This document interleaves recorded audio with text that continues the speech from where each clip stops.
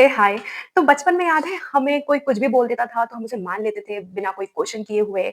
और अब हम जब बड़े हो गए हैं तो हर एक बात पे हम काउंटर क्वेश्चन करते हैं, उनसे पूछते हैं ऐसा तो ऐसा क्यों, वैसा तो वैसा क्यों। तो क्या अचानक से ये हो गया? नहीं, इसका एक प्रोसेस था। हम धीरे-धीरे उस भोंदू वाले स्टाइल से एक स्मार्ट वाले स्टाइल में आए हैं। तो इसका कोई स्टेज होगा ना। तो ब्लूम्स ने अपनी क्लासिफिकेशन ऑफ टीचिंग में यही बताया है। तो जैसा कि आप सभी को पता है, मैं आपको पढ़ाने नहीं आती हूँ, मैं आपके क्वेश्चन सॉल्व करवाने आती हूँ। मैं वही-वही चीज़ें बताती हूँ जहाँ से क्वेश्चन्स बनते हैं और वही पढ़ाती हूँ जहाँ से क्वेश्चन बनने की प्रोबेबिलिटी होती है। मैंने अभी तक के सारे पीवाईक्यूज़ देखे हुए हैं और उसी के बेसिस पे मैंने पहले नोट्स बनाए थे जो कि मैं आपके साथ यहाँ पे डिस्कस कर रही हूँ। आज हमारा टॉपिक है ब्लूम्स क्लासिफिकेशन ऑफ टीचिंग। देखो, ब्लूम्स ने ना 3 चीज़ें बताई हैं। एक कॉग्निटिव डोमेन, मैंने बताया था कॉग्निटिव का मतलब होता है ब्रेन से रिलेटेड यानी दिमाग से रिलेटेड। नेक्स्ट आता है साइकोमोटर डोमेन। साइकोमोटर डोमेन मतलब कि हमारा फिजिकल टच या बॉडी या कुछ ऐसा जो हमें फिजिकली टच हो रहा है या फिजिकली अफेक्ट कर रहा है, that is psychomotor domain. Then आता है अफेक्टिव डोमेन। अफेक्टिव डोमेन यानी कि हमारे इमोशंस, हम किससे इमोशनली कनेक्ट होते हैं, दैट इज इमोशनल डोमेन। तो इन 3 डोमेन में जो है ब्लूम्स ने अपनी क्लासिफिकेशन ऑफ टीचिंग बताई है। तो हम एक बाय एक इसको स्टार्ट करते हैं। तो देखो, ब्लूम्स ने, हम देख रहे हैं ब्लूम्स का क्लासिफिकेशन, ठीक है। तो इन्होंने अपना क्लासिफिकेशन कब दिया था? 1956 में। तो इन्होंने ना कोई स्टेजेस दी हैं, ठीक है। कहाँ से? सिंपल यानी कि बचपन वाला जो था वो सिंपल से लेकर कॉम्प्लेक्स यानी कि जो अभी है हम, दैट इज कॉम्प्लेक्स तक का।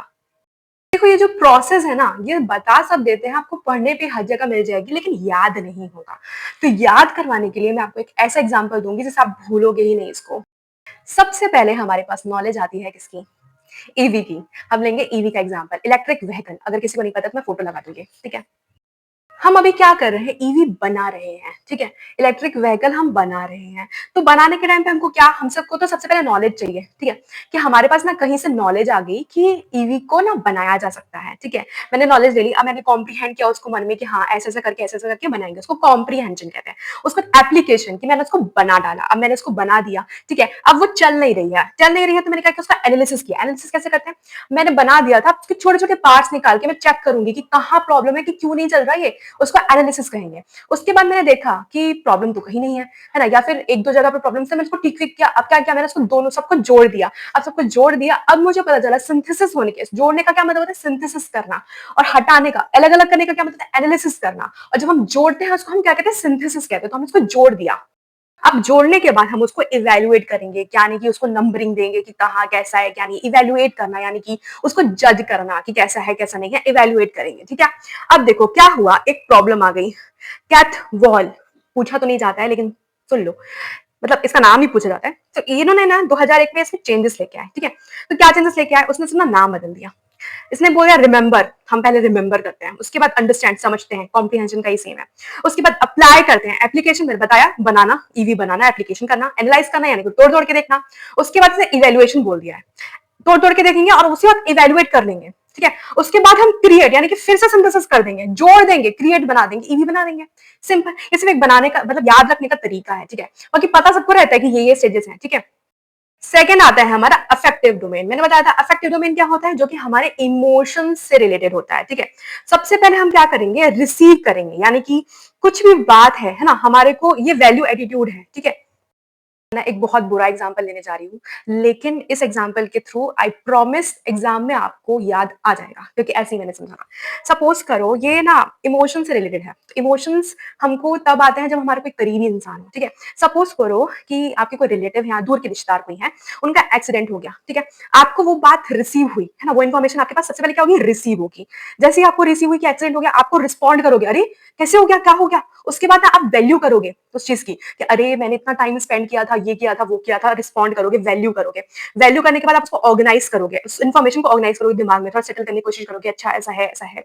फिर कैटेगराइजेशन करोगे कि अच्छा मतलब इतने सारे, फिर आप देखोगे कि इतने सारे लोग जो है एक्सीडेंट के कारण जो है उनका बहुत ज्यादा डैमेज हो जाता है, ये वो चीजें कैटेगराइज करोगे। फिर अफेक्टिव फ्लैटनिंग, क्या मतलब कि काफी टाइम के बाद, जब बहुत टाइम हो जाएगा उसके बाद ना आपको वो इन्फॉर्मेशन को फिर से बताएगा ना, तो आप जो है नंब हो गए, मतलब ज्यादा कोई खास रिस्पॉन्स आपका आएगा नहीं, आप उस बात को डाइजेस्ट कर चुके होगे, that means affective flattening.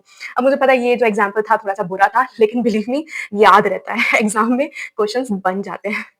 Next third आता है हमारा साइकोमोटर डोमेन। साइकोमोटर डोमेन क्या मतलब? जैसे साइकिलिंग सीखना, बाइक सीखना, ईवी सीखना, कार सीखना, ये सब चीजें।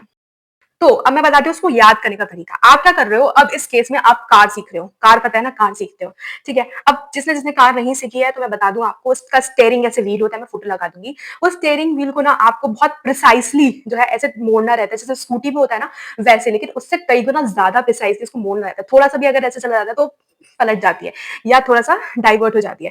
तो मैं आपको उस एग्ज़ाम्पल के थ्रू बताऊँगी, ठीक है? सबसे पहला था इमिटेशन, यानी कि आप क्या करते हो, सबसे पहले ना सामने वाले के इंसान को चलाते हुए देखते हो, कार चलाते हुए देखते हो, इमिटेट करने की कोशिश करते हो। जैसा वो चला रहे हैं सेम आप उस वैसे चलाने की कोशिश करते हो। उसके बाद आप मैनिपुलेशन करते हो, यानी कि धीरे-धीरे ना उन्होंने आपको बताया कि आपको थोड़ा-सा मोड़ना है, आपने थोड़ा ज़्यादा मोड़ के देख लिया, थोड़ा-सा ज़्यादा मोड़ के देख लिया कि क्या होता है, कितना जाता है, मैनिपुलेट करते हो आप उस चीज़ को। उसके बाद ना मैनिपुलेशन करते-करते ना आपको प्रिसिजन आ जाता है, पता चल जाता है कि अच्छा थोड़ा-सा और मोड़ेंगे तो पूरा चला जाएगा, या थोड़ा-सा इधर मोड़ेंगे तो पूरा चला जाएगा, इस टाइप का मैनिपुलेट करते हो। ठीक है? उसका सॉरी प्रिसिजन आ जाता है आपके पास, है ना? प्रिसाइज़ आपको क्वांटिटी पता चल जाती है कितना मोड़ना है। आर्टिकुलेशन का मतलब होता है आप उसको समझ गए हो, अब आप उसको ईज़िली किसी और को बता सकते हो, है ना? आर्टिकुलेट करके आप उसको किसी और को बता सकते हो, उसको ईज़ी वे में एक्सप्लेन कर सकते हो, है ना? बहुत अच्छे से समझ गए हो। उसके बाद आता है नेचुरलाइज़ेशन, यानी कि आपके नेचर में आ जाना। अब आपको कोई बताए, ना बताए, आप खाते-पीते कुछ भी करते हो, वैसे करना नहीं चाहिए। बट हाँ, कुछ भी करते हुए, बात करते हुए, कुछ भी करते हुए जो ड्राइविंग कर सकते हो, दैट मीन्स व्हाट?